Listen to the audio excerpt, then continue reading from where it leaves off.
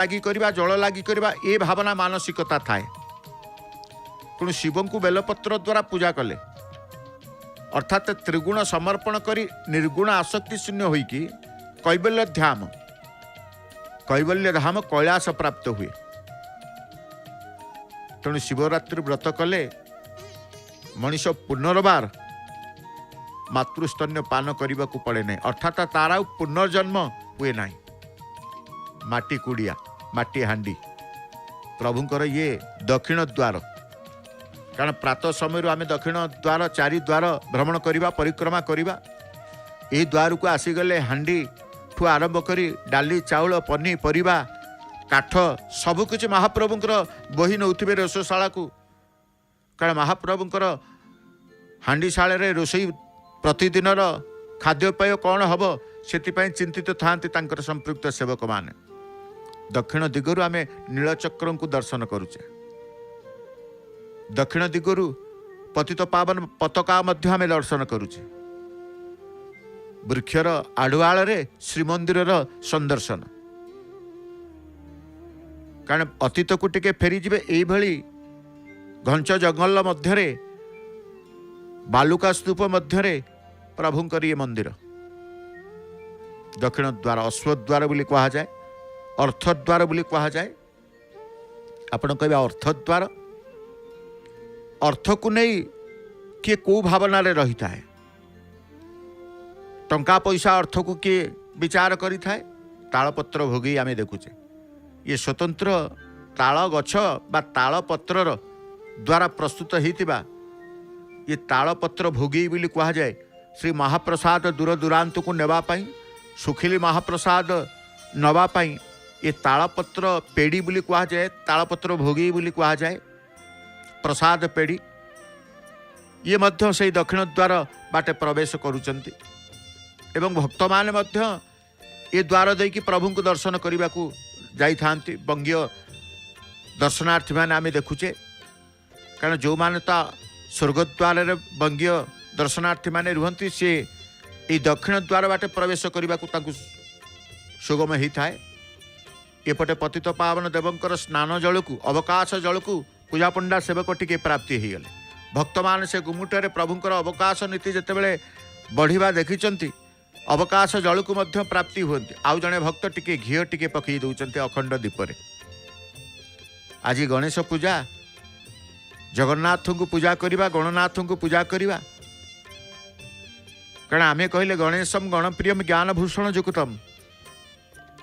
ସେ ଗଣେଶ ସମସ୍ତଙ୍କର ପ୍ରିୟ, ସେ ଜ୍ଞାନର ଅଧିକାରୀ, ସେ ହିଁ ଜ୍ଞାନ ପ୍ରଦାନ କରନ୍ତି, ସେ ହିଁ ସିଦ୍ଧି ପ୍ରଦାନ କରନ୍ତି, ସେ ହିଁ ସିଦ୍ଧିତ୍ୱ ପ୍ରଦାନ କରନ୍ତି, ସର୍ବସିଦ୍ଧି ପ୍ରଦାୟକ। ତେଣୁ କୁହାଯାଏ ଗଣେଶମ୍ ଗଣପ୍ରିୟମ୍ ଜ୍ଞାନଭୂଷଣ ଯୁକ୍ତମ୍ ଗୌରତେଜ ପ୍ରକାଶମ୍ ଗଣାଙ୍ଗ ଗୁଣବାଣ ଗୁଣିଗୁଣ ପୂଜିତମ୍ ଗଜବକ୍ରମ୍ ତିନେତ୍ରମ୍ ଗ୍ରନ୍ଥପାରକମ୍ ଗୀତାଧିରଚିତମ୍ ସର୍ବସିଦ୍ଧି ପ୍ରଦାୟକମ୍। ସବୁ ସିଦ୍ଧି ପ୍ରଦାୟକମ୍, ସେ ସର୍ବସିଦ୍ଧି ପ୍ରଦାୟକ। ଗ୍ରହଣ ଗୁଣଦକ୍ଷମ ଗ୍ରହ କଳୁଷନାଶମ୍ ଗୁଣାଶୟମ୍ ନମାମି। କୌଣସି ପ୍ରକାର ଯଦି ମନ ଭିତରେ ଭୟ ଥାଏ, ଭୟ ମଧ୍ୟ ଦୂର କରିଦିଅନ୍ତି ଗଣନାଥ। ସବୁ ବିଘ୍ନକୁ ନାଶ କରିଦିଅନ୍ତି ତାଙ୍କର ଶୁଣ୍ଢ ଦ୍ୱାରା। ତେଣୁ ପ୍ରଭୁଙ୍କର ଆଜି ସର୍ବତ୍ର ଘରେ ଘରେ ଗଣନାଥଙ୍କର ଉପାସନା। ରାଶି ଲଡୁଟିଏ ହଉ, ବୁନ୍ଦି ଲଡୁଟିଏ ହଉ, ମୋଦକ ପ୍ରିୟ ଗଣନାଥ ପରା। ଗିରିଜା ନନ୍ଦନ ପ୍ରଭୁ ମୋଦକ ପ୍ରିୟ। କାରଣ ପ୍ରଭୁ ହେଲେ ଶଙ୍କର, ଭଗବାନ ହେଲେ ଜଳପ୍ରିୟ, ବେଲପତ୍ର ପ୍ରିୟ। ଭଗବାନ ବିଷ୍ଣୁ ହେଉଛନ୍ତି ସର୍ବ ଅଳଙ୍କାର ଯୁକ୍ତମ, ଅଳଙ୍କାର ପ୍ରିୟ, ଶୃଙ୍ଗାର ପ୍ରିୟ। ସେଇଭଳି ଗଜାନନ ଗିରିଜାନନ୍ଦନ ଗଣନାଥ ହେଉଛନ୍ତି ମୋଦକ ପ୍ରିୟ। ଲଡ୍ଡୁ ଭୋଗ କରାଯାଏ ସର୍ବତ୍ର। ଆଜି ପ୍ରଭୁ ପତିତ ପାବନ ଦେବଙ୍କ ପାଇଁ ସ୍ନାନ ବଢ଼ିବା ପରେ କିଛି ଭୋଗ ରାଗ ଟିକେ ନୈବେଦ୍ୟ ସ୍ୱରୂପରେ ପ୍ରଭୁଙ୍କୁ ଅର୍ପଣ କରି ଦୀପଟିଏ ବୁଲେଇ ତାଙ୍କର ବସ୍ତ୍ର ଶୃଙ୍ଗାରକୁ ସେ ଆରମ୍ଭ କରିବେ। ତେଣୁ ଆମେ କହୁଛେ ପ୍ରଭୁ, ଆମେ ସକାଳ ସୂର୍ଯ୍ୟ ଉଦୟ ଦେଖୁ ଦେଖୁ ଆମେ ଚିନ୍ତା କରୁଛେ କ'ଣ? प्रभु दिनटी भलरे जाऊ।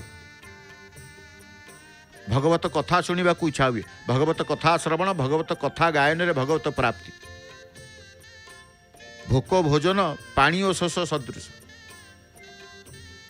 तेणु आम कहीचे प्रभु से शंकर भगवान को आज टिके दर्शन करने को भक्त माने जाती। जेहेतु गणेश को दर्शन करेंगे, गणेश को पूजा करेंगे, आरती चली कौन स्नान पर अवकाश पर टे दीपटे पूजा पंडा सेवक प्रभुंर मुखारबिंद सारा सर्वांग शरीर को से टिके आरती कर दे था। तो ये दीप धूपर दर्शन आम सकाळु सकाळु करि थाउ, धूप दीप दर्शन करि थाउ। काहींकि प्रभु को दर्शन करिबा, जीव काहींकि भगवान को दर्शन करि थाए। जीव प्रति भगवान को आत्मीयता कृपालुता रही। जीवर केवल शरणागति हेबा कथा। मु भगवान कर भगवान मोर होउची भगवत आश्रय। ये व्याघ्र द्वारा आम दर्शन गोटे पुष्प अलंकार देखुं। ये नाकचଣା नाकुआसी पुष्प अलंकार जिते बड़े अवकाश बढ़ी, अवकाश पूर्व बेश मैलम प्रभुंर सबू पुष्प अलंकार मान भक्त व्यक्ति विशेष माने आनी थांती घरे रखिबे। कौन सी आज एड़ बड़ दिन पवित्र गणेश पूजा रे किए कौ स्थान रे लगे भक्त माने कानपता हनुमान को प्रणाम करुचंती। आम देखुचे भीतर ये कौ द्वार ना व्याघ्र द्वार पश्चिम द्वार बोली कहा जाए।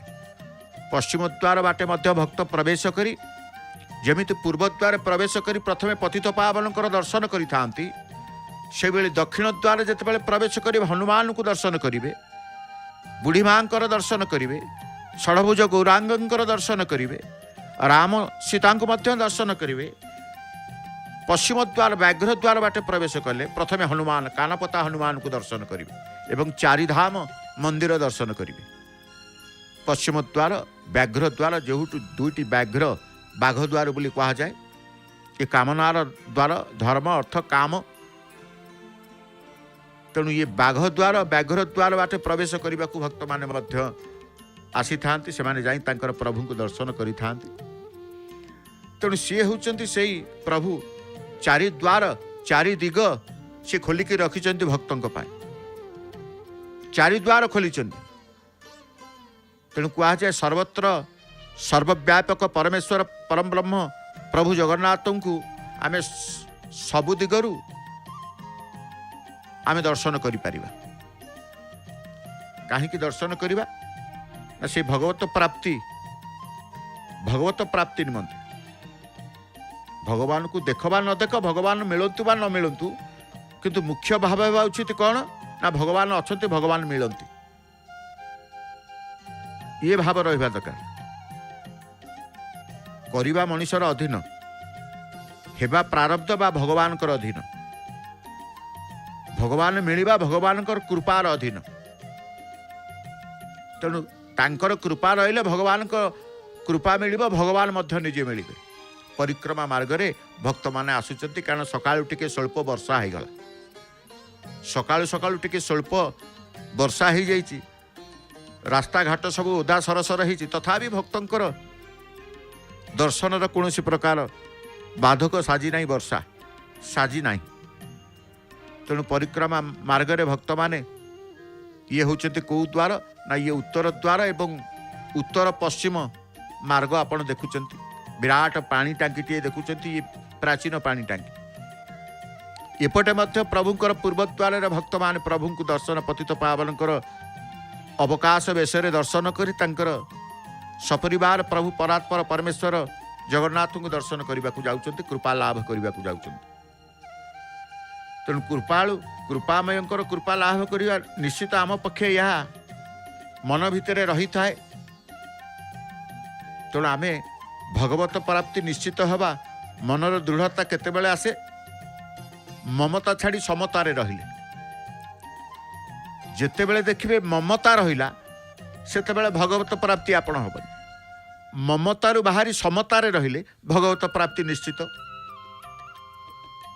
तेणु भगवत प्राप्ति पर्यंत मनुष्य कर्तव्य पालन करबा उचित। भगवत प्राप्ति पर मनुष्यर आउ किछि कर्तव्य बाकी रुहे नाही। ए कथा को ईश्वर को विश्वास करुवा व्यक्ति ही बुझी जाए। तेणु जीवर शत्रु हूँ कौन? आमर शत्रु होउछन्ति किए? आम भितर जो कहूचे काम क्रोध राग द्वेष लोभ मोह, ये आमर परम शत्रु। तेणु शत्रु को विनाश करने शरणापन्न होकि समर्पित होकि प्रभु ईश्वर पाखे ये से परिक्रमा मार्ग। परिक्रमा मार्ग रे भक्त मान आसंती दर्शन करने प्रभु को दर्शन करी परिक्रमा मार्ग को मध्य टिके परिक्रमा करते, कारण मंदिर को परिक्रमा करिवार विधान रही। क्षेत्र परिक्रमा, मंदिर परिक्रमा, प्रत्येक मंदिर को परिक्रमा करेंगे। गणेशंकर मंदिर कहतु, विष्णुंकर मंदिर कहतु, शिवंकर मंदिर कहतु, शक्तिंकर मंदिर कहतु, सूर्य नारायणकर मंदिर कहतु, परिक्रमार गोटे विधान रही था। जो द्वार को जीवे हाथ पाद धौत करी बा हाथ पाद को धोई जावाई व्यवस्था भक्त मान ये पश्चिम द्वार रे हाथ गोड़ धोई मंदिर को प्रवेश करेंगे। साधारणतः देवालय को गले हाथ गोड़ मुह आम धोईकी जाई थाउ। ठाकुर दर्शन, देवतांकर दर्शन, देवतांकर गृह को जीवा। तेणु सेतिकी निष्ठा, सेतिकी भक्ति विश्वास रखिकी गले ही ईश्वरंकर जहाँ को दर्शन करेंगे तांकर कृपा लाभ करेंगे। पतित पावन देवंकर आरंभ करेंगे बेश श्रृंगार, अर्थात चिताटी को मस्तकरू काढ़ी आजिर लुगा वस्त्र श्रृंगार से करेंगे। तेणु आमे तो दर्शन करुचे, आज पवित्र दिन कहूचे, आज गणनाथ गणेशंकर ये दिवस। सर्वत्र गणेशंकर पूजा अर्चना रे समस्ते निमग्न रही। बजार घाट ठार आरंभ करी फलमूल दुकान पर्यंत भारी गहली, कारण जेते अनुष्ठान अच्छी, जेते घर अच्छी, जेते भक्त अच्छी, गणनाथ को आज कई छाड़े, समस्ते पूजा करेंगे। आरंभ कले वस्त्र प्रभुंकर मस्तकरू आज एक सुंदर रंगर वस्त्र, नील रंगर वस्त्र देखुं। तेणु आमे कहले प्रभु को दर्शन करवा केतेबेले ना भगवत प्राप्ति केतेबेले हब ना जेतेबेले ममता छाड़ी क्षमता रे रहिबे। ममता थिला पर्यंत भगवत प्राप्ति नाही, ममता को त्याग करी समता रे रहिले भगवत प्राप्ति हेबा। तेणु भगवत प्राप्ति पर्यंत मनीष कर्तव्य पालन करवा उचित। जे पर्यंत भगवत प्राप्ति न होइछि से पर्यंत ता कर्तव्यच्युत हेबा कथा नुहे, कर्तव्य पालन करवा कथा। भगवत प्राप्ति पर मनीष आउ किछि कर्तव्य बाकी रुहे नाही। तेणु आमे कहिछे जीवर शत्रु हेउचंती किए? काम क्रोध रोग राग द्वेष लोभ मोह। भगवान पाप करांती नहीं, समय पाप कराए नहीं, भाग्य पाप कराए नहीं, कलिजुग पाप कराए नहीं। ताले पाप किए कराए? मनीष ही निजे पाप करे।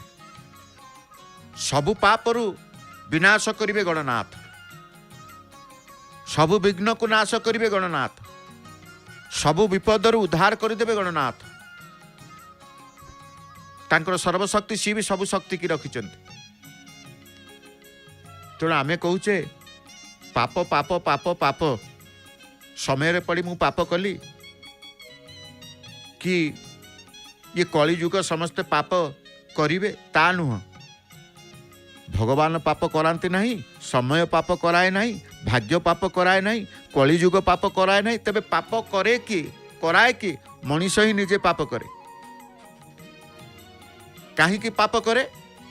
कौन पाई पाप करे? केवल कामनार वशवर्ती हुई कि विषय इंद्रिय मन बुद्धि अहंकार रे कामना रुहे। ये समस्त नाश जीव केमिति ना केवल पतित पावन पताका नीलचक्र को दर्शन करदेले। सर्वशत्रु नाशक हेउचंती किए? प्रभुंकर आयुध, चक्रराज आयुध सुदर्शन। तेणु सर्वशत्रु दमनकारी तांकर पताका, सर्वशत्रु नाश होउचंती चक्र। सबु शत्रु को से छेदी देवे। चक्रंकर घूर्ण्यमान अवस्था सबु चक्र को से काटिकी फिंगी देवे। तेणु जीवर शत्रु काम क्रोध राग द्वेष लोभ मोह भगवत आश्रय रहिले एमन तिष्ठि पारिबे नहीं। ये द्वार होची उत्तर द्वार। ए द्वार बाट गले आपण काहाकू देखिबे दर्शन पाइबे प्रथमे माँ शीतलांकर दर्शन पाइबे एवं तपस्वी हनुमान चारिचक्र हनुमान अष्टभुज हनुमान एमानकु दर्शन पाइबे एते हनुमान जणीय हनुमान अनेक नाम एटी अच्छा ये मोक्षर द्वार आमे जो धर्म अर्थ काम मोक्ष कथा कहूचे कामनाशक क्रोधनाशक राग नाशक द्वेषनाशक लोभ मोह नाशक ये सर्वशत्रु नाशक होते भगवान को आश्रय नहीं गले आश्रित मनोभाव आसे चारिद्वार को दर्शन कले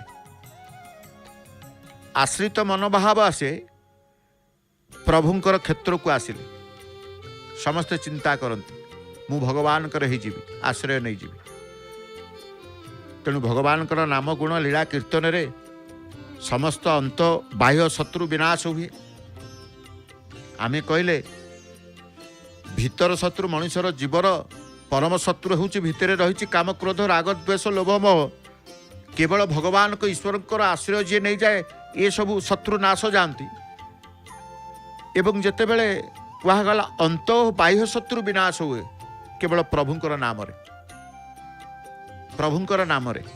भगवान नाम गुण लीला कीर्तन रे समस्त अंत एवं बाह्य शत्रु विनाश हुए भगवत सत्ता असत्र बहु ऊर्ध्वरे भगवत सत्ता असतर बहु ऊर्ध्वरे तेणु आमे जेते बेले भी चिंता करुचे प्रभुंकर भजन साधन जप दान जेते शुभ कर्म जदि अहंकार युक्त है तेरे सब नष्ट और फलहीन हो फलहीन हो प्रभु को भजन करवा प्रभु को साधन करवा कि प्रभु को नाम जप करवा कि आज चिंता करवा आज भल गणेश चतुर्थी गणेश पूजा टिके दान धर्म करवा कि कौन शुभ कर्म करवा जदि अहंकार युक्त